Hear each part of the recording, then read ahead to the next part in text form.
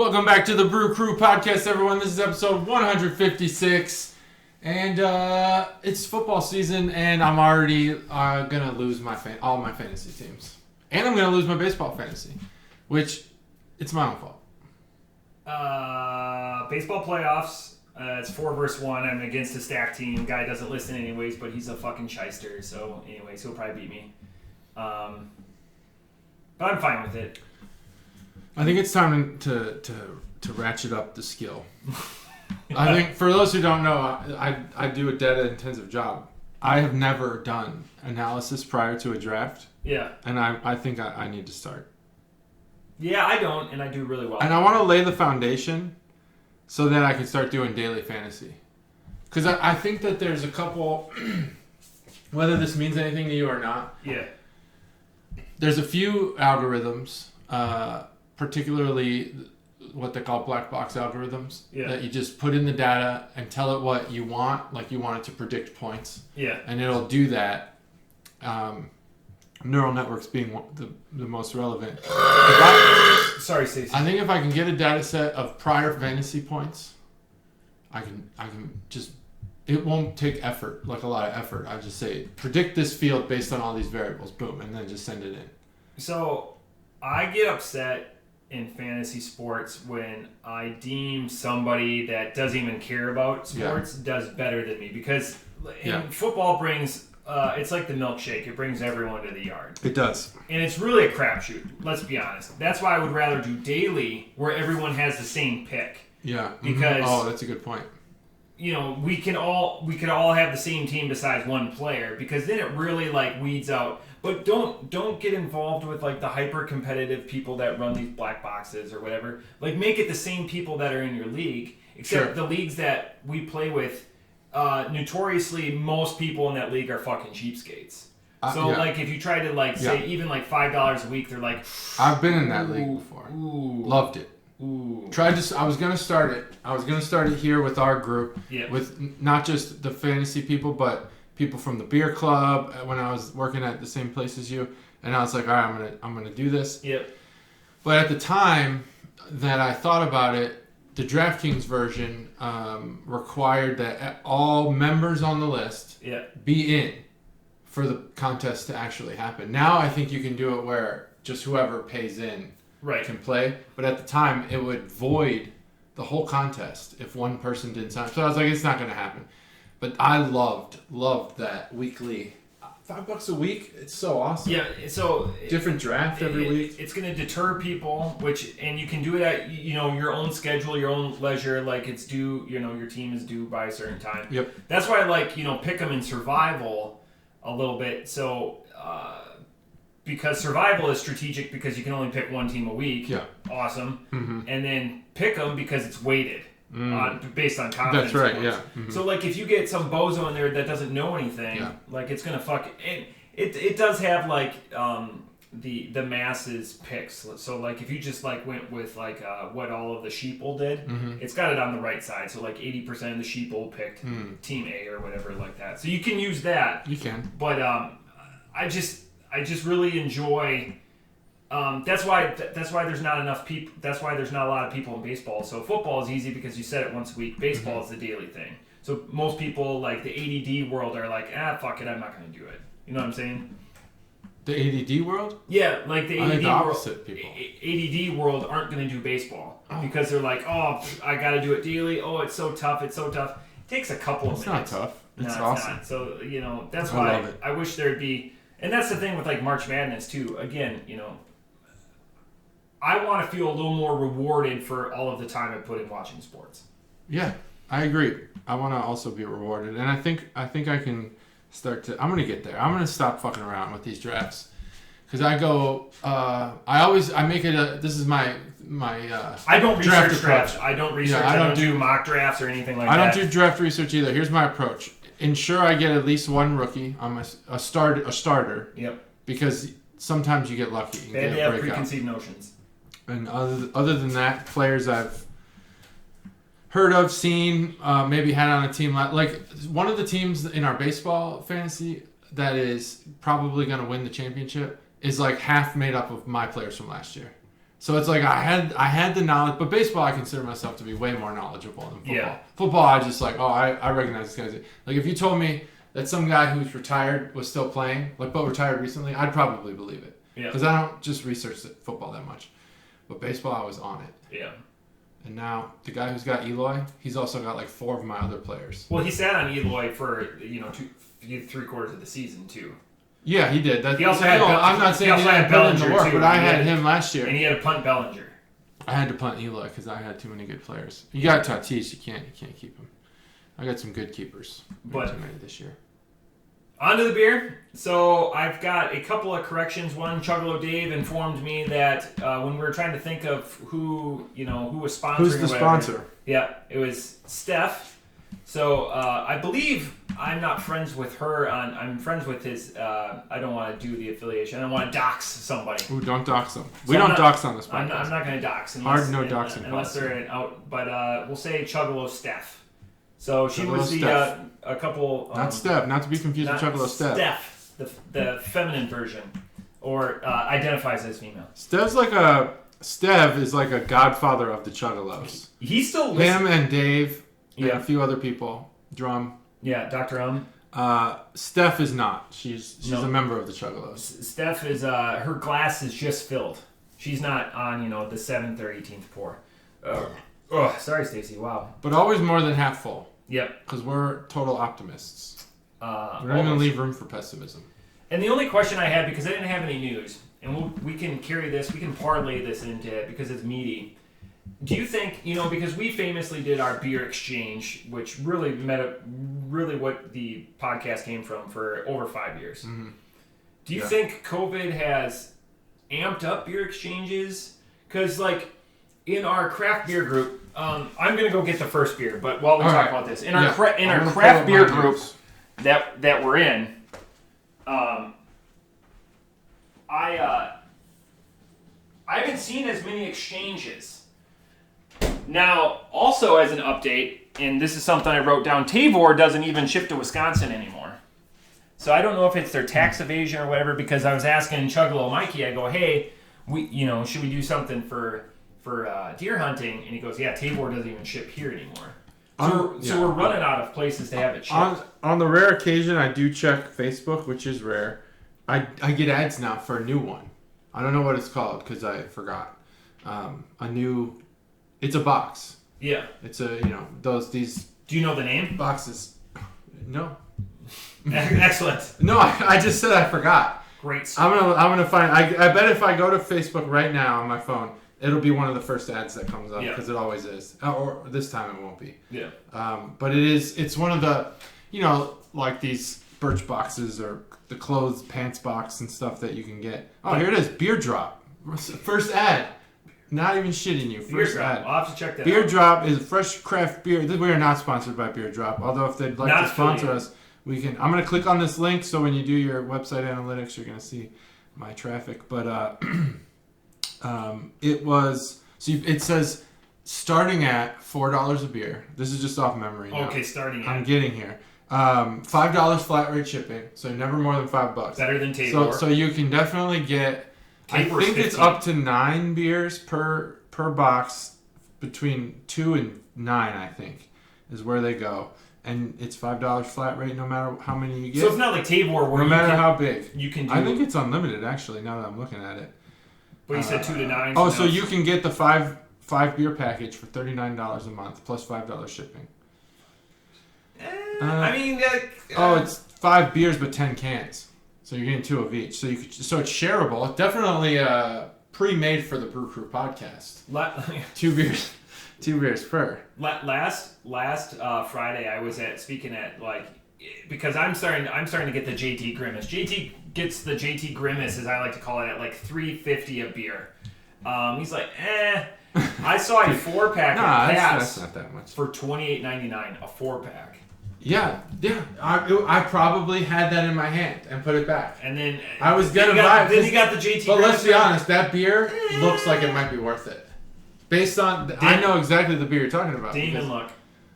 You just looked at the price? That's it? I saw the top and I was like, nope. Oh, you gotta look at the beer. It might be worth it. And because I knew I was only going to buy two separate 4-packs. Okay. And the one that I lifted and already had, that $28.99 one was underneath. Oh, okay. So I just happened to because the $28.99 one or whatever is in a cardboard. Yeah. This was right? This was in a plastic. Oh, it was in a plastic one. Yeah, plastic 4-pack. Oh, so it's different. A different $28 beer. Pint 4-pack, not chilled. Was it up on the shelf? The one I was looking at was both chilled and not chilled, but it had the ring. It was a 4-pack of pints. Was the first I've seen of a cardboard one. Yeah. Which I would guess does not bode well for condensation. Yeah. Oh, like it would just tear it apart. Yeah. Yeah. So it's made for the ocean. I'm new for me, and you got some news that you want to go over? Because I can. It's like barely a hint of news. Well, that's excellent. It's come from my uncle. Just for Chuggalo Uncle Steve. Chuggalo Uncle Steve. Chuggalo Uncle Steve. He sent me this article because he'd never heard of this beer, but he said really wanted to try this 28% beer, but then I saw the price tag and he sent me the link. It's Utopias. Yeah, it's St. The new Utopias is out. But it's the merger between Dogfish and Dogfish Utopias. Yeah, because remember they merged. We reported that on the podcast. We broke that where Dogfish Head and Sam Adams are now in bed with each other. Oh, okay. Yeah, no. I don't remember talking about that. Yeah, like 8-9 months ago. Oh, that was a long time ago. I data dumped all that. Yep. I got no room left. 13,000 bottles. Yep. 25 ounces a piece. I'd buy it if I saw it. And I emailed my uncle back, and he sent it mostly as a joke. Yep. But what I said was, this beer is coveted. If you see it in the wild, buy it, and I'll send you the money immediately. That's what I. So I made it. Bolo for that. I made a bolo. I like that. Well done. Thanks. See, and now, as I need a healthy amount of point shitting coming towards me, you just shit on my earlier point with you didn't get the JT Grimace, knowing that that's going to cost you $250. I understand the clout. Oh yeah. You got to have that clout. I just ordered from my lawnmower, both Chuggalo Mikey and Chuggalo Ryan. Out in the wild is, and we're at that time of year, is Dogfish Head 120 minute. We can't get it in Ohio. It doesn't happen. So I go, hey, if you guys see it up to 3, I'll buy it and I'll PayPal you the money immediately. And what does that cost? I'll do a buyer's fee. They're out in the wild. They're 35 to 40. That's not bad. So 10 a bottle. And I go, I always do a buyer's fee, and then I go, I'll immediately pay you so you're not out money. And then I go, anything over 3 because I want to continue the tradition of at least having a couple of bottles for like the last 5 years of my cellar. And again, this is like, it's just, I know it's in the wild, so it's like, hey, if you see it, just let me know, pick it up or whatever. Yeah. They go to all these, and it's just the difference between states. They go to all these podunk stores. Yeah, and they see them. Yeah, right. Like, it'd be like going to Pat's. There would be an awesome store no matter where you're at. Mm-hmm. But just like, God, I can't even. They're just different demographic makeups of beer drinkers. It's different. It's different state laws. Like you can't have that in Ohio. Like you can't. Yeah, well, you can't have it in Ohio because of the state laws. The Utopias is also illegal here, but it's like people in Ohio. Distribution. How I feel. Yeah, distribute. Yeah. In Ohio, I feel like people in Ohio pride themselves not only on having good beer, but tasting the good beer and then deciding that it's good. Yeah. Whereas Illinois, they pride themselves on having a brewery called Goose Island, and that's it. Like they don't. Like I don't know. I don't think that there's beer isn't. There's no legend there. Yeah. Which is why my mom was able to go to Walmart and find an entire pallet of Busch Light Apple. Right. Because here in Ohio, we recognize that this is a one-off and it's actually delicious, and they sell out. I don't think they want to be seen with it. Interesting. People come here and we're drinking Busch Light, which by the way, if you come to Ohio, Busch Light's taking over. And it's all, we did that. That's on us. Yeah. We should get a payment from Anheuser. Literally 110 weeks of commercials. Yeah. I think people are Bush Light. Oh, well. Yeah, they turn their nose up. I was one of those. Like people. my father-in-law took it and he was like, "Holy shit!" Like either the formula's changed or I was just naive. It's like DMD. The formula changed.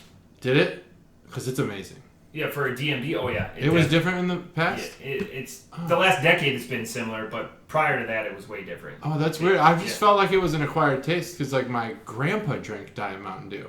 Yeah, it was. And I was like, Grandpa, you drink Mountain Dew? It's odd. It's for kids who skateboard. What are you doing? It's Grandpa's harshing your mellow. Oh no, I took over. When he left this earth, he left some cans, and I took them home with me. That was like I remember distinctly Gatorade in bottles, like glass bottles. Like glass bottals? Yep. I grew up with Gatorade. And it had like the Florida University of Florida. Like, and it was like it was the tin top, the tin. I don't remember that. Yeah. That had to be in the early days. Gatorade glass bottles. Yep. Back when they were very being made at the university. Very vividly. They don't do that anymore, right? Like no. Coke does that or something. No. There's nothing. But I remember that being a real treat. That and RC Cola. But on to beer. Our first beer. This is brought to you by Chuggle Aaron. This actually is that a first submission for him? No, we had the Aaron Love Fest. He's the owner of the Vespas. Yeah. So this is Minnesota Aaron because there's a lot of Aarons in my life. So anyways, long story short, and this will kind of two birds, one stone. So he invited me to go to this brewery. This comes to us from Blackstack, which is in St. Paul, and I'll go into that a little bit. And it was the day before I was going to leave. And that last day, I always have like an 18, 19-hour day, and then like 2.5 hours of sleep, and then I go into work. So I don't like doing anything. So I'm very like picky choosy of my times. And he suggested, hey, we'll go out on Saturday night. And I was probably asleep by 6:45, 7 o'clock that night. So I could work that day, then go sit at the airport for a couple hours. Yeah. So anyways, Blackstack, this is Miracle of a Birth Center. And it comes in what, JT? This is That is a crowler. Crowler, good man. Always fill your guests first. Oh, thanks. I didn't So know this that. is a very unique beer. This is a State Fair Dippa with milk sugar. So that's why I was rolling it a little bit. Milk thistle. That's a big glass. Is there enough in there to have the same size glass for yourself? So a crowler is 32 ounces, and these are pint glasses. There we go. 16 each. Math. We did it. Well, you did it. That looks... Confidence. That looks good. This looks good. I'm going to say that. So cheers. Yeah, we don't cheers on this episode very often. Or on this show. Matt does the table touch, and I intentionally don't. I noticed last night on Ted Lasso that they did it, and Stacey and I high-fived each other. How do you like the new season of Ted Lasso? Only in season 1 right now. I'm not going to spoil anything. Loved season 1. Absolutely loved it. Watched it in one day because my mom was in town. They won 8 Emmys. Fucking loved it. This second season is like they took all the parts that like made you feel warm inside from the first season and like made the whole season like that. And it's just like wow, like not every statement that Ted Lasso says has to be like this profound thing. So I kind of got bored. I actually did stop watching it after the second episode, which I'm really upset about because that show was so good. But anyway, the owner, she's striking. The owner of the team for an older lady, for sure, 100%. She's like Helen Hunt. She has a very swimmer's body, distinct like frown face when she's at rest. Not bitch face, not a resting bitch face, but her mouth does a downward. Maybe she's as expressive because I believe she's classically stage trained. She looks like she'd be a stage actress, yeah. All right. That look. So, more about... I'm going to have a trivia question for you, so I'm going to let you look at this can. All right. Well, so, this is Blackstack Miracle of a Birth Center. JT, your trivia question is going to be, what is a birth center? What is a birth center? What is the miracle of a birth center? Because it's What's the miracle? It's named after something. I don't know if it's on the can because I don't look at cans. Oh, boy. So again, this is State Fair Dippa with milk sugar. It's at 8.5% Dippa. You can find out more from blackstackbrewing.com, and this website review is brought to you by Preparation H. It's blackout sunglasses when you feel like you're getting that itch to do the helicopter during a transcontinental flight, and that's a very inside reference. So if you get Preparation Boy, H. oh boy. If you watch Dark Side of the Ring, you'll understand it. And this is brewed in what episode? St. Paul. The new one? The most, I didn't watch it yet. Yeah, it's so good. I was hoping that transcontinental flight situation would be something from your past, not from TV. Preparation H. Okay. We had a guy who used to do the helicopter after wrestling practice, and I just was like, God, dude, like, put your fucking pants on, man. So this is the Blackstack. Back to the website. The Blackstack Brewing website is one of the worst websites I've gone to. Like anytime you're that's trying a good review. One of the times you're trying to find beer, it opens up another one. Like I just wanted to find out more information about the beer or whatever, and it's just a bunch of scrolly sites. I think it's not optimized to look on computers. I didn't look at it on my phone.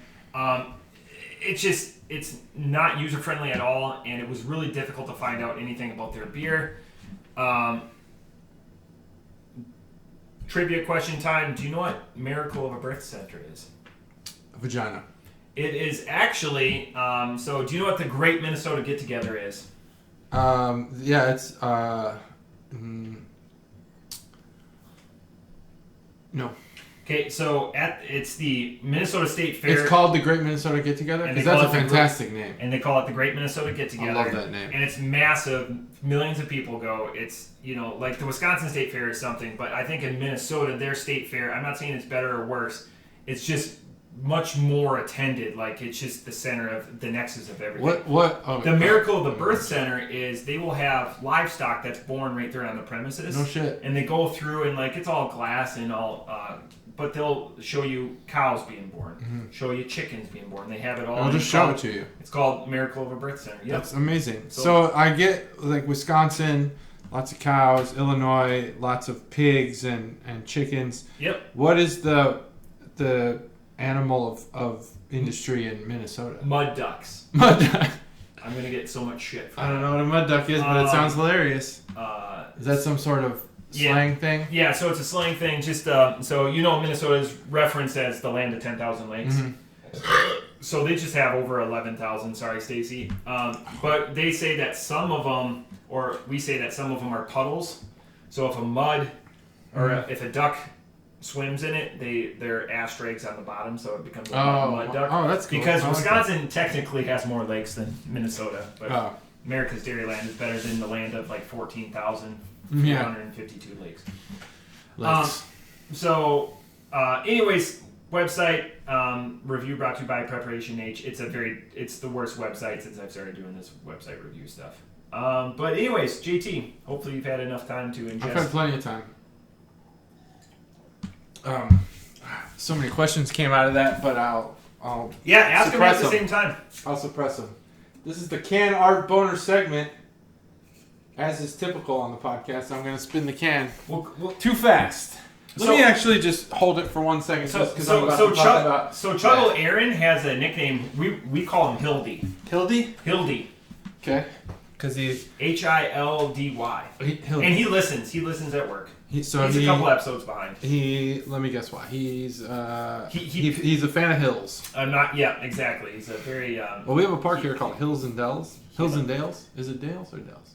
I'm not aware of that. It's a hiking trail. You never been there? No. Oh, you should go. It's really great. But yeah, I asked him, hey, drive the show. You select which beer, because he gave me another one. You select which beer we're going to do on the podcast, and he suggested this one. And I know why he suggested it. You know why he suggested this one? Uh-huh. I'll get to it. Okay, well, this is a can of bonus segment. It has on it a building. I'm guessing it's like a Minnesota Convention Center of some sort or something. What's the name of the brewery?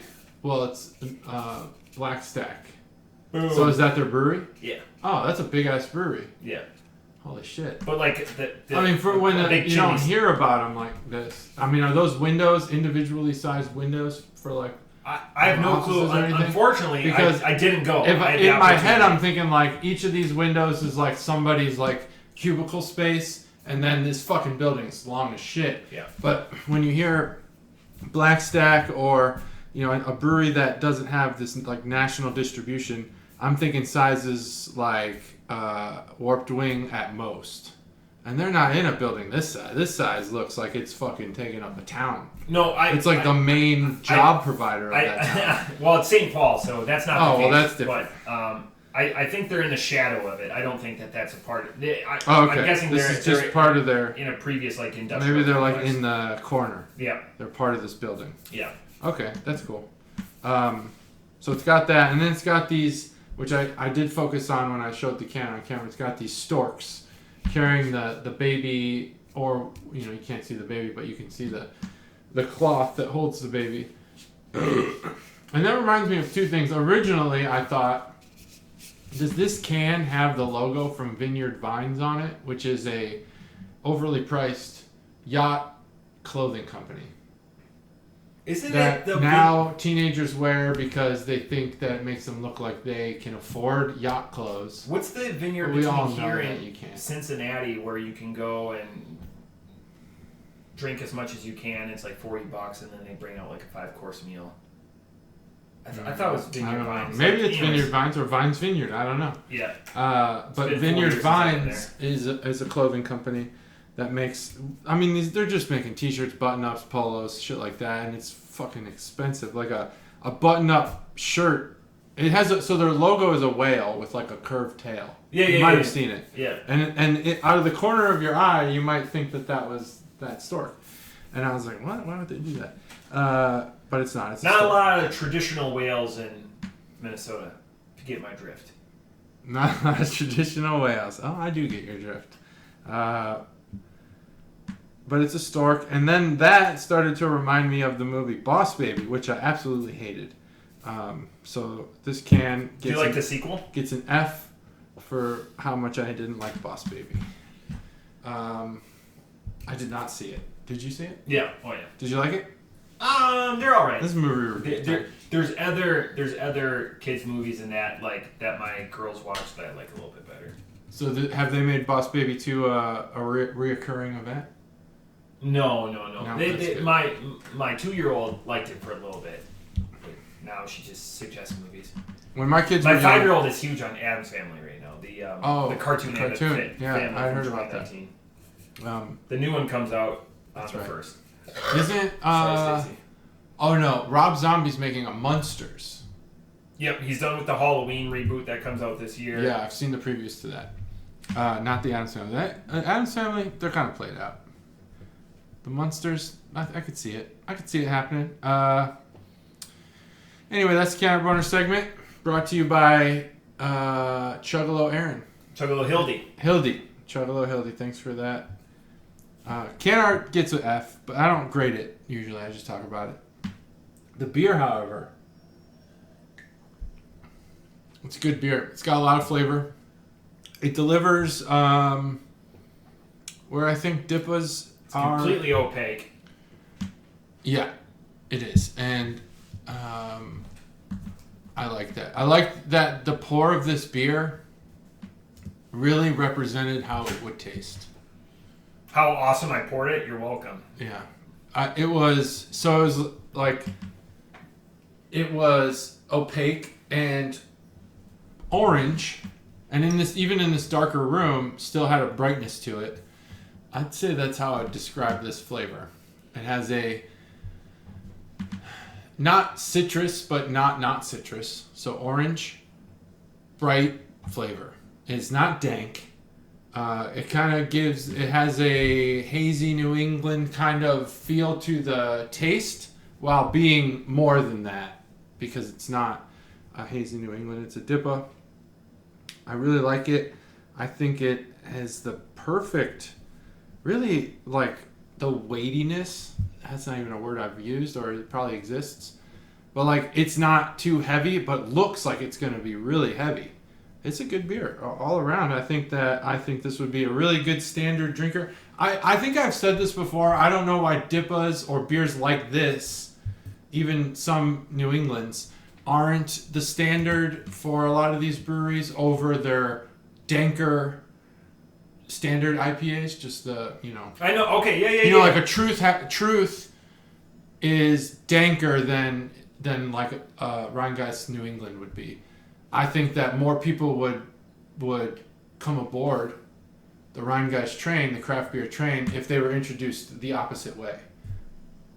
That's all I'm saying. I still got to do my truth and knowledge. I did have a truth and knowledge on the same day this weekend, but there was a beer betwixt them, and knowledge will give you a little bit more of a punch, I think. I love knowledge. This beer is really good. I definitely think that you could win over some swill drinkers with this one. I am at a 4.25 on this one. Would love to see it in a 12-ounce can. Sold in a 6-pack. When I'm up there with a vehicle, I plan on doing some buying. I always say that. But I did, like last year, when I was up for hunting. I brought quite a bit back. And then up there for fling, I brought some stuff back. All right. Wow. So I had to write down. So off the top rope, I give this beer a 4.75. This is a fresh, fragrant, and fuck all fantastic. Fantastic. Fragrant is another good term to describe this beer. It's got a lot going on. I came up with the F's first. This is like a muted pineapple. So the milk sugar takes like a pineapple. So a pineapple's a punchy citrus, and this mutes that, but it also elongates it. So like if this is for the YouTube. So if it's like a spike. It just takes it into a longer waveform of sweetness, and the palatability of it. I wish I couldn't think of enough punchiness or whatever to get that alliteration. So that's where I came up with. That's good though. The what did you say? Palateness. The palatability. Palatability, yeah. That's a good way to say it. It's really palatable. The fresh, fragrant, and fuck all fantastic. I wrote that down. I'll probably put that on Untapped on top of the episode kicker that I normally do. This is fantastic. I'm glad Hildy wasn't Chugalo Hildy wasn't like too impressed. I want to get to off the top rope 4.75.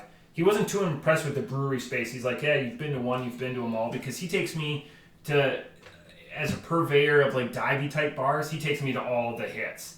So like we went to a place called Como up there because they have Como Zoo, Como Park, and everything. So and that was awesome. Just like Rivers Como, like rough. I don't need like and the Como brothers, Cohen brothers. No, from New York. The other guys. Oh, Cuomo. Cuomo. Yeah. Well, what about the guy who sings for Weezer? Perry Como. Perry Como? Yeah, Perry Como's an old singer. Like I'm talking about the guy who sings for Weezer. Rivers Como. Perry Como is someone like Chugalo Mom would listen to. But so this is the thing with like I do like the industrialness of breweries. What I do like about going to these old bars is they don't try to hide their age. Yeah. Industrial looks cool and stuff, but you can tell that it's been done for 5 years. I like going to places where there's something that catches the eye everywhere you look. It's not just exposed steel or unfinished concrete. You know, like industrial for the sake of being industrial. It's floorboards that have had so much beer spilled on them, but they have a story. Yeah, they have a story. I like that, and I like going to bars like that. So again, the first time he went to the brewery, he obviously was impressed by the beer because he donated some, but he said the brewery space wasn't memorable or anything like that. But again, this beer is extremely memorable. It is. It's good. And as somebody that is IPA'd out, and I said last week that I ran through a series of IPAs where I'm like, oh god, this is a lion amongst the sheep. Yeah, I'm gonna add that if I would have considered the milk sugar, because I'd forgotten that Matt said that, I might have awarded extra points even, but I'm glad that I didn't, because I take the score sacred. What they did with the milk sugar was absolutely perfect, because it can be done horribly wrong. Yeah, so I could do so the palatability was of the pineapple was decreased with the milk. It's too far apart with the punchability. Okay. Punch. This is our second beer, which I tried to do these in order, so I'm hoping I did it because this is a smoothie sour, and I'm trying to stock up on these because, as like Pat said, punchability, palatability, everything. Pat said they're going away. What? He can't buy. They're phasing out. They don't brew them during the winters. Oh, in the winter. I thought it was like a permanent thing. So this is Ambitious from Corporate Ladder. We've done Corporate Ladder. We've done before. Corporate Ladder. And I like it. I'm going to save a little bit for the website review because I didn't do the website review previously for Corporate Ladder because it was one where late planning took us to that beer. So anyways, let's go with the crack. 3. You ready? No, that's fine. I can't get in there. That's all right. They've been tight lately. Yeah. 3, 2, 1. I had it, and then I choked up, and then I lost it. Oh, man. I love the fruited beers. I love the smooth, and I'm trying to stock up on them. I've met a string of people lately who have purposely avoided fruited beers because they were girly. I was like, what? I'll buy them. The fuck are you talking about? Like, this is the man's way to get the fruited drinks. Yeah, I'll buy them too. I love this stuff. Granted, this was from Chuggle Aaron. Chuggle Aaron and I do a lot of beer exchanges, so I don't want to know the price point on that. I'm guessing, but the fruited stuff and especially the smoothie sours, you're not getting a 4-pack for $10. Like you're buying them at a premium unless you're buying them right from the point. So anyways, Corporate Ladder, Ambitious. This is a fruited smoothie sour. The fruit in this one, to just clarify, are pineapple, cherry, and lime. I didn't realize that our aforementioned beer was going to have as much pineapple as I thought it did. It's a 6.2%, and you can find out more information from corporateladderbrewing.com. They're out of Palmetto, Florida, so not a place I go to often. And this website review, again, brought to you by Preparation Nate. The website here is a lot better, and I love... It says there... Oh, I'm sorry. Go ahead. I love the gimmick with Corporate Ladder, that their gimmick is everything. As Corporate Ladder, you would expect, white collar stuff like ambitious, conversationalist. They have all these like buzzwords that you want in a white collar world, and I love that they stick to that. JT will get into the Canner Boner again. I think we did them on one episode 135. I forget. But it's been recent, so we did another one. But I really appreciated the website, and I love the gimmick. So the gimmick is a 5 out of 5. Corporate Ladder, it's people. If you go to their history, it's people that left the white collar world, and nice. They're and they're encouraging people to follow their passions in life and not just be a drone. Don't be a drone. I know I'm a drone. I try to bring a lot of personality to it and encourage other people to bring. But I'm definitely not pursuing beer in any respect. So respect to people that have found their passion and are pursuing it fervently. Indeed. You good? You want me to do that? Yeah, go ahead. I can't recall the episode. I can recall the beer because I know I had to look it up on a spreadsheet. There it is. Just kidding. I wish I could remember what beer we did. Yeah, I'm gonna go. You don't have to. I prepped all my notes last night too. This is the Canner Bonus segment while Matt's gone. Sponsored still by Aaron. Thanks, Aaron. Or Hildy.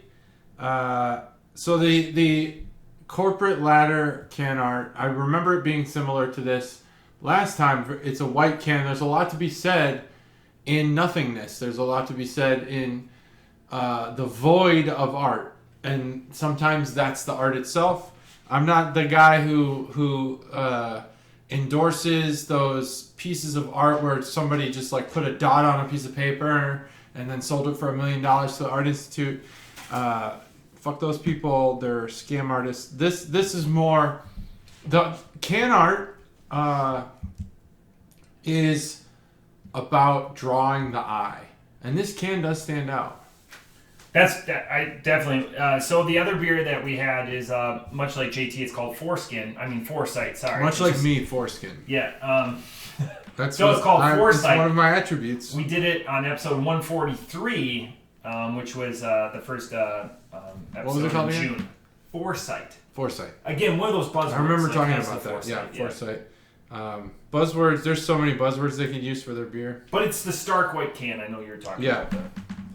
In this situation, ambitious is written in kind of like this motivational cursive.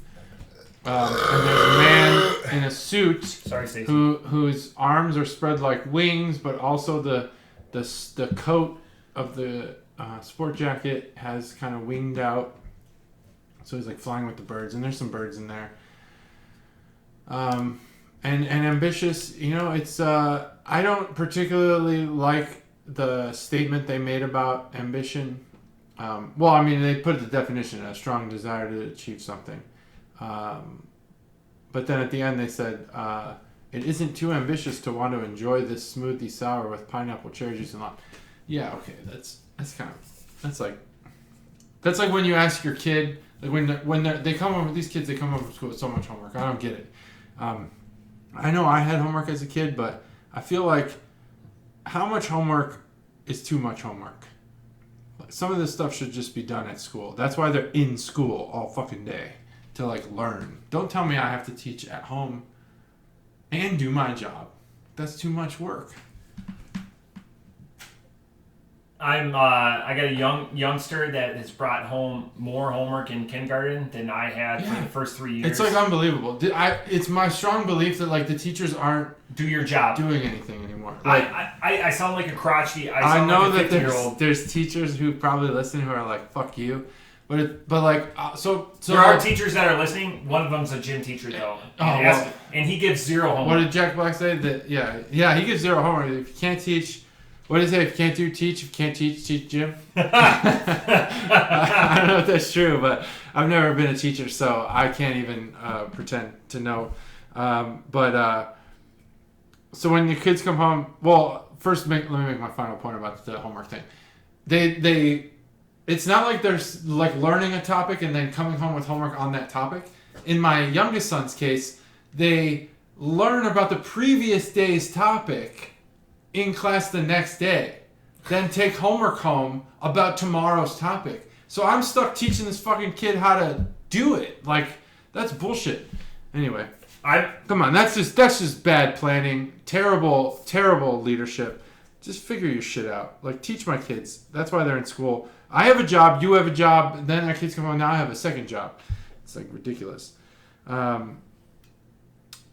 that definition at the end, it isn't too ambitious to want to enjoy the smoothie sour with pineapple and cherry juice. It's like when you ask your kid, what does the word ambition mean? And they'll be like, I don't know. And you'll say, it means to be the desire to try something, and then later, an hour later, you'll be like, what does ambition mean? They'll be like, the desire to try this can.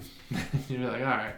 That's kind of what they did with that definition there. You killed it. I thought that would land a lot better. I thought that you didn't react whatsoever. I feel like, I'm putting in the score, so I know I'm going to do it. I was transported through time, and it was the 1920s, and saying like. Oh, is that talking like that? Yeah, that's what I was transported. No, I didn't mean to talk like that. No, it came off that way.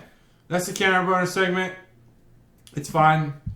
I was hoping. I like the gimmick, like you said, that they're. All people who quit their jobs, their corporate jobs. I also was kind of hoping that it was a rage against kind of thing. Rage against the corporate structure. I hate the corporate structure. This whole moving up, this mentality that you got to be management to move up. You can be the best at your job. You should still be recognized as being good at your job and a leader. Still, that corporate structure is kind of bullshit. I have a question for you, but it'll be during my time. Okay. For that. Yeah. So, I have a story for you later. It's a good one. It's a good beer. I'm gonna give it an off the top rope score. Because that's called gimmick infringement, by the way. Oh yeah, I won't do that. I'll actually talk about the flavors because there's a lot of them. I'm going to start with the lime. It is very subtle. It's only on the aftertaste. Do you get any hint of lime, which is my favorite Tostitos chip? Hint of lime. Cherry. I think the only sign of cherry is in the viscosity, which is a Matt word. 100%. You can't really taste it, but I the agree. pineapple is like fucking boom. It's pineapple, thick pineapple, which is where the cherry comes in, that viscosity, then the lime on the aftertaste. It's a really good, well-balanced beer. It doesn't hit you with too much sugar. Doesn't hit you with too much, other shit. Sourness. What kind of beer is this fruited smoothie sour? It's sour, right? Yep. All right. I don't know. I didn't see sour the first time I read that, so then I felt stupid for asking. So I followed through with the question to the end. It's a sour. I don't think it's... it doesn't give you that generic sour taste that a lot of beers that lack actual flavor give you. A lot of sour beers. Man, I hate to do it because I really did enjoy the first beer, but I'm a little higher on this one. I'm at a 4.5 on this one. Oh, let me think for a second. Is that the right score? Yeah, that's the right score. I'm at a 4.5. 4.5. Great beer. What would make it better? I don't know. I don't think that question's relevant anymore. I think now we're kind of rating beers against each other. It's just not the best beer I've ever had. So, I mean, it's got to stay out of that last half a point. That last Pantheon. The last Pantheon. It's a 4.5. It's a really good. They did a killer job. There is, with your well-established and announced, and we've taken billboards out on it. We did. Palate. They're expensive. For your palate. There's one flavor that you didn't say that I'm shocked because it's apparent. Is it a household chemical? It's not a household chemical. Well, it's a household spice. I don't recognize it. And 100% cinnamon. There is a cinnamon. There is a spice. Is there? There is a spike in the palate that is separate from fruit. Off the top rope, I give this beer a 3.75, and it's because of the cacophony conundrum of cinnamon on top of the lime, pineapple, and cherry texture. The cherry is subtle. I can see what you're saying. I can see it. There's 100% cinnamon in this. I'm sure there is, but I don't see it's relevant. I don't see it. It's not prevalent. It's 100% prevalent. I don't get it. I think the pineapple's the most prevalent flavor. No. Cinnamon. I like it. I like it that it's different. It just... I didn't expect it. So, like, you're saying pineapple, cherry, lime. You're like... I'm thinking of, like, what's that? Sonic. I'm expecting a beer so you're expecting, like, a maraschino cherry. I'm expecting more of the dark cherry, which is where I think that... What's, like, the blended icy? Spice comes from. The blended icy? Yeah. Yeah, that's the cherry limeade. Cherry limeade. I'm expecting a cherry limeade. That's not a dark cherry though. That's the maraschino cherry But there's cinnamon in here. What do they call that? And it's not off-putting. I just didn't expect it. It caught me off guard. I'm not getting it. Its prevalence. Like I don't get it. It's sticking out. It's insane. Your palate is better than mine. That you don't get cinnamon. No, I am shocked. I don't know that that's true. Dismayed. I think it's. I just don't. I don't get it to the level you do. It's not bad. It's just unexpected. Taste mine. Does it taste different than yours? Same thing. Same? All right. Same thing. Then it's confirmed. There's something else. I'm gonna keep buying this beer. 3.75 seems low, and our other Foresight scores was he scored Foresight a perfect 5, and I scored it a 4.75. So it's obvious that we dig this brewery. For this brewery. I dig the art on this because I'm gonna keep buying your cans. I like the starkness. I like that it's just black and white. It's simple. It's minimalist. I like gimmicks. I like the band Gravity Kills. All of their songs are one word. It's like Truth or it's like Rheingeist. That's what this beer needs.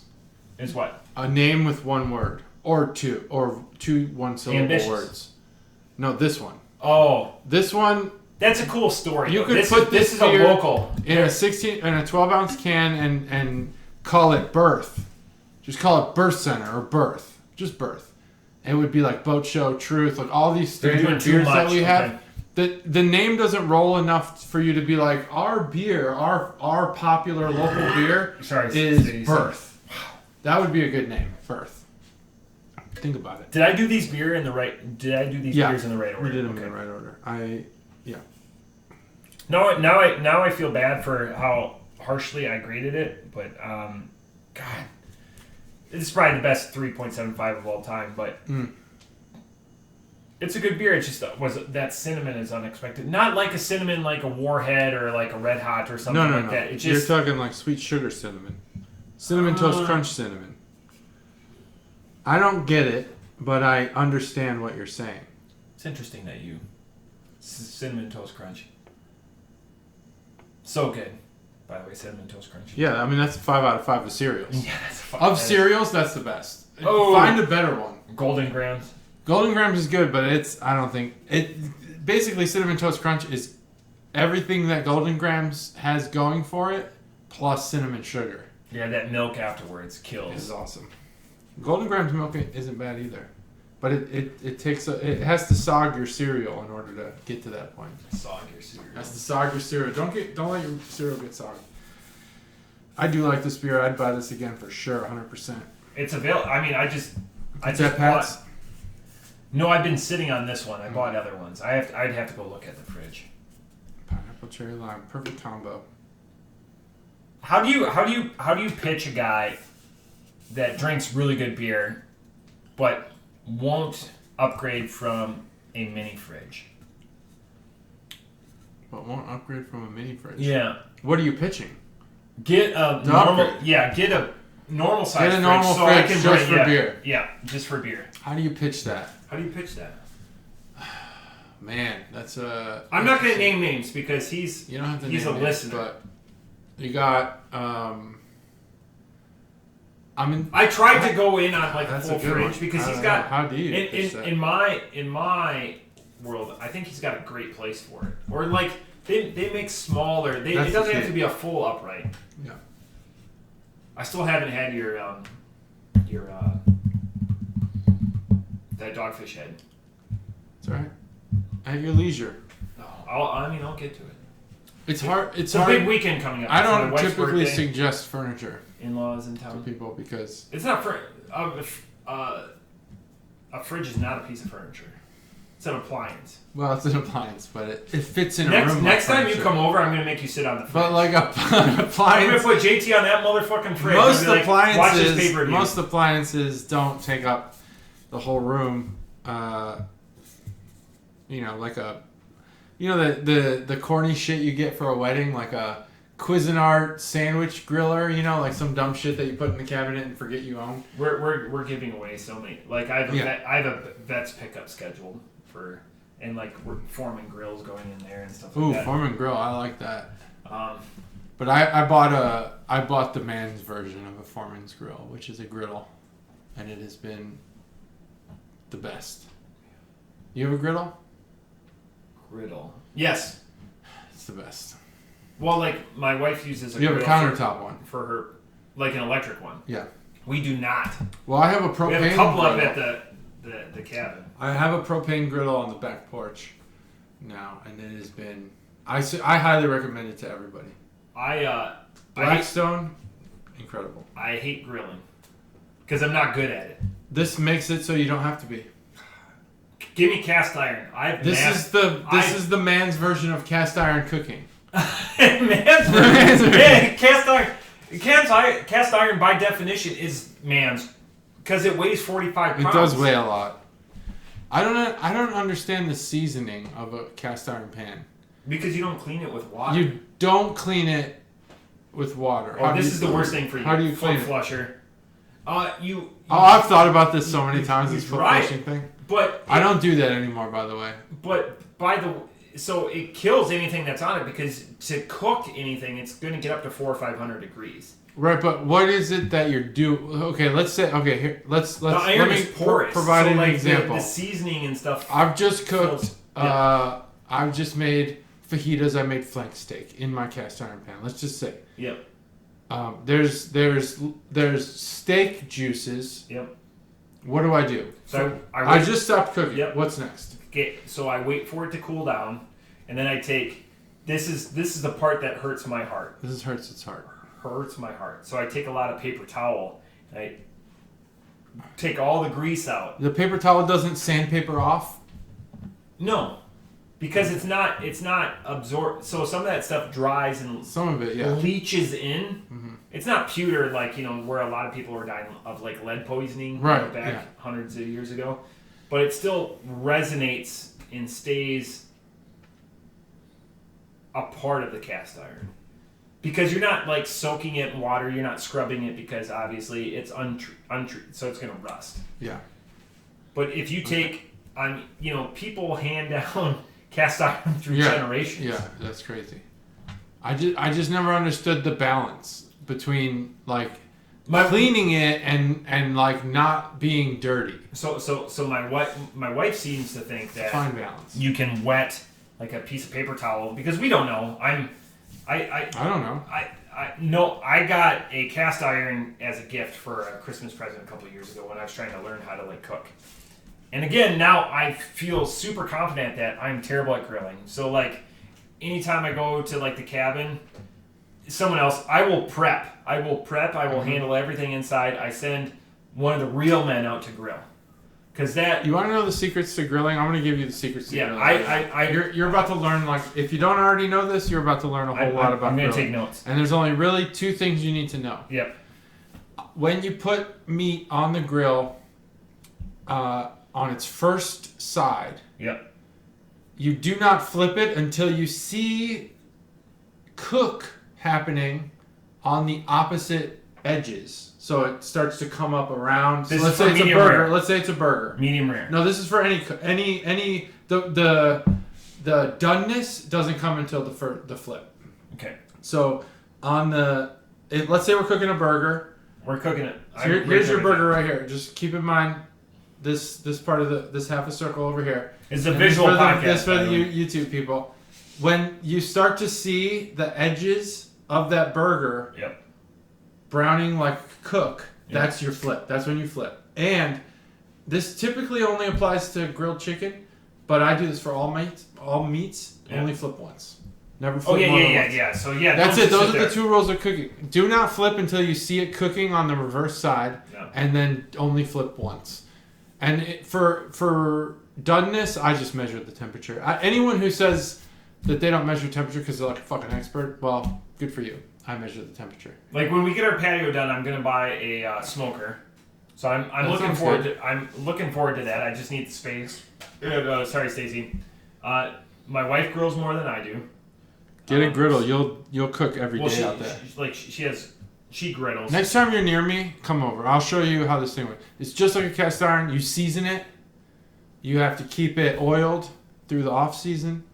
You can cook anything on this thing. And then it's basically a short order restaurant right in your backyard. And then it's a Waffle House. So like any time we're doing we're grilling for mass amounts of people, Juggalo Mikey or Juggalo Ryan are right there. Like they bring all of their tools. They know what they're doing, and I'm like, I don't bring sweet. Tools. That helps me out because like I will take care of all of the like cutting and seasoning and all that. You're good at cutting. Everyone knows that. Yeah, cutting fingers off. Cutting bread. Absolutely the worst. No, but you enjoy it more than grilling. Yeah, I'm the typical white guy in the fact that I know where my 10 and 2 is. I will blow your mind with a cast iron steak. I'm amazing. I cannot transfer. A willing participant. I cannot transfer that skill to a grill right now. Get a griddle. One day. I'm still young. You're gonna do it. I'm still young. I have those copper pan or copper pads. Yeah. Sheets. If I become an executive and make a lot of money, I'm gonna buy you a griddle. That's gonna be one of my first purchases. I feel like I'd be all thumbs. No. Maybe on the grill, but on the griddle, you'd be a master. You'd be a master at it. I know we're talking about cooking and and beer. They're homogeneous. They go because if I'm grilling the few times I am, there's always I can't remember the last time I grilled, there wasn't a beer, or that I was cast iron cooking and I didn't either have a smart glass of bourbon with me or a can of beer. I can't remember the last time. So they're synonymous. Yeah, I guess you'd have to do it more. We're coming in, speaking of beer, we're coming into Oktoberfest all around the world. We're coming into Oktoberfest because it's October all around the world. I had to, so beer related, and I barely stomached those nitroed Southern Tier pumpkins. Those were not good. Not good. I'm looking for suggestions. Chuglo, send them to me. I think the next one I buy is Shipyard. It's not one I've had, but I've seen it lauded across the community as a pumpkin. Pat's has an impressive pumpkin selection. Yeah. Like the whole aisle. Almost. I don't know if I've seen Shipyard there. Maybe I have. But that's going to probably be my next one because I can get down. This last weekend I did buy, and I'm not a big coffee drinker. I did buy 2 pumpkin spice lattes. PSLs. Yep. That's okay. I'm glad. That's one of my friends referred to it on his Twitch channel. Yep. He goes, gotta get those PSLs, man. And I liked it. I don't want any cream or foam or whatever on the top. No, I don't want whipped cream on anything. Nope. So, are you looking forward to Oktoberfest beers? No. No. Excellent. I will continue to keep drinking what I like. I don't think Oktoberfest is. Are you concerned that smoothies that's a big deal for me. That's a big deal. I don't like that. I now that you mention it, I think for the last year, I have not considered seasonal, like down selections. Yeah. That I'd only considered that new beers come onto the market. I hadn't considered that beers get taken off. And I was like losing faith in craft beer for a little while because I wasn't finding anything that I wanted to buy. Yeah. What's your favorite season? What's my favorite season, weather-wise or beer-wise? What's your favorite season? My favorite season? Geez. Because you're leading me towards... It's, the COVID-19 has given me a new perspective, being able to telework. What's this COVID-19? I would say that right? COVID? If teleworking, winter's hands down my favorite season. I love winter. I love the Christmas season. I love snow. But I hate it when I have to travel through it. Winter is gotta be your least favorite beer season. Yeah, that's like least favorite beer season for sure. Beer season, we're talking summer. Do you have a snowblower? I do. Are you gonna save the boys?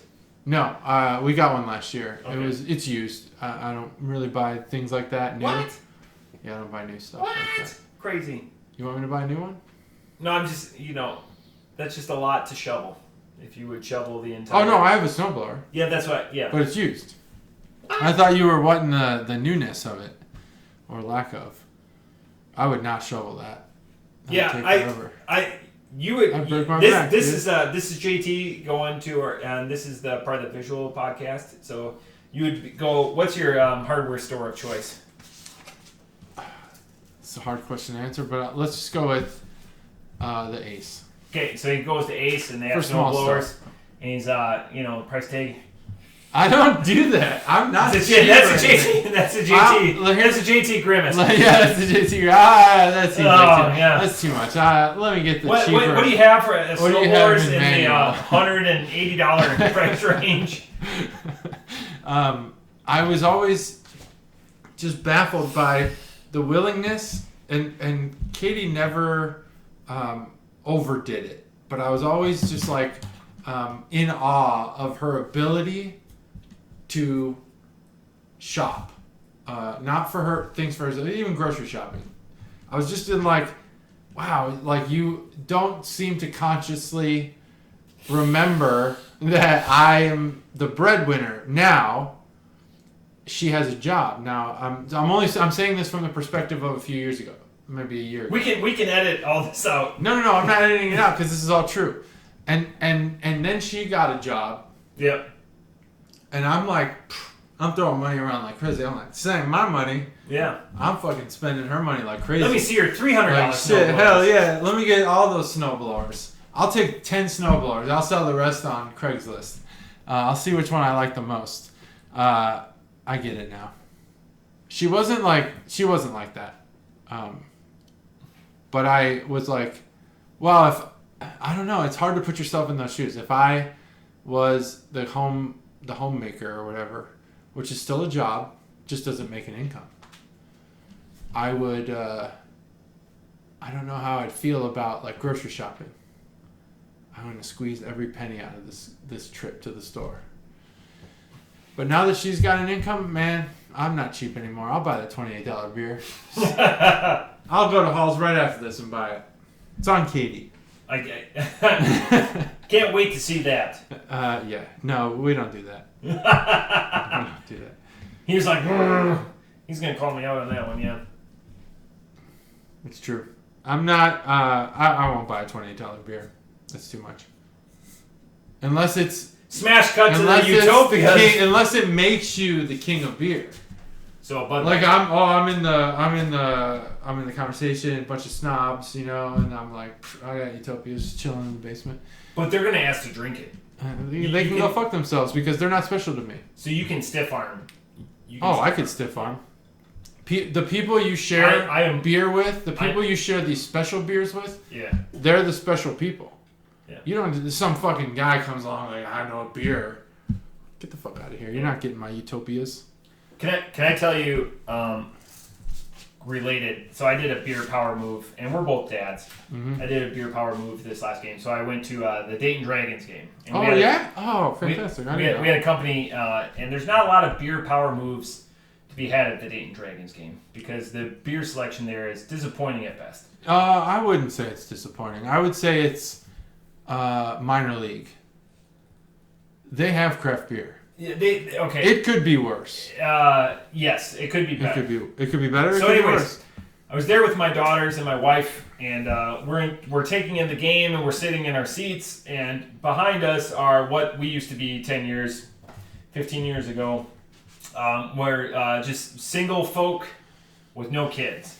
So no way. Yeah. So, and they're heckling and stuff like that. And I wish I could be loud, but I'm trying to be a good influence, and because I'm loud. Example for the girls. Yeah. Obviously, I have a podcast, so I have thoughts, and so I see that they're drinking Budweiser, and so I did what I can't abandon my kids. No. There's no beer callers at minor league games like you would get at the major league game. So I PayPal'd Pete $9, and I said in the PayPal message, go buy yourself a real beer. So that was my beer power move. That is a power move. So you didn't mention that this was Pete, but beginning of the story. Yeah, Chuggalo Pete. Chuggalo Pete was drinking a Bud. Yeah, drinking a Budweiser. A straight Budweiser? Yep. And he was at my house earlier that day drinking. So obviously I don't keep Budweiser in the house, but drinking good beer. So he had been consistently all the way through. Again, single dude, no kids, hanging out with all the other single dudes, no kids. Mm-hmm. And I go buy yourself a real beer. And then like an inning and a half later, he comes back, and I'm fine. And he brings me this. He goes, I went to the other side of this AA ballpark, and I got this beer for you. Single A. Sadly. I thought they were double. Nope. They went from low A to high A. Okay. That was their move. That was my confusion. So anyways, I figured. But a smaller ballpark. But it's, He's like, I went all the way to the other side, and he's not a sports fan. He calls it sports. He's a sports ball guy. Oh, he's a sport. That joke's played out. And we get it. You write code. All right. You're an engineer. And he goes, I went all the way and brought this beer. And I was like, I just sent you $9 to go buy yourself a good beer. But at least it wasn't a Budweiser. So he bought you a beer with your $9. No, I don't think he looked at it that way, but that's how I. Maybe he read it wrong. Yeah. No. I will say. And then he spent the whole time. That he left my house. He spent 4.5 hours DBC. I go, Did you go to Barrel House? It's easy to lose time in DBC. I go, did you go to Barrel House? Right there, like, nope. I go, they have so many beers at DBC. Missed opportunity. Yeah, it is a missed opportunity. Minor grievance. I will say about the Dragons, I don't think their beer selection is that bad, but their food selection is absolutely fucking horrible. For years, I'd seen the cheesesteak cart. Yeah. And I was like, this is what's going to separate the Dragons apart from everyone else. And then I finally had it. Yeah. Just garbage. Just terrible. Just awful cheesesteak. Awful food all around. Marion's, I think, is their pizza. Still haven't had it. Fuck them. Terrible. Next month will be 10 years. Just garbage. It'll be a decade. It's just garbage. Less than a decade, or less than 2-3 weeks till I'm a decade. I can't figure out Ohio pizza. Right when I think I found a place that's like great, they go and put salt on the fucking bottom of it. I don't get it. Well, that's what doesn't stick. Like cornmeal. That's got to be an Ohio thing. Is that does that stretch out farther than the state? I mean, I had Casanos, and I was like really into Casanos, and I was like, this is probably the best thin crust pizza in the state. And you can't find good thin crust pizza. I haven't had Casanos either. Well, they started putting like shitloads of salt on the bottom of it, and I can no longer eat it because what do you think of Donato's? Basically salt. I don't know. Maybe Donato's is the one that they have at. Donato's is like $100. I don't know what these pizza places are. Any place that's like a bigger one here is probably sucks. That's my theory. Yeah. We're on to Gionino's. That's now our current pizza place.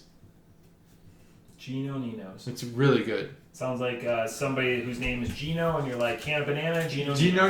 No, Gio Nino. Like Gio Gonzalez. Or what's that guy's name who hits home runs a lot? Carlos Gonzalez? Cargo? He doesn't hit home runs a lot. He's not in the pros anymore. No, but he did. Yeah, he was on the Rockies.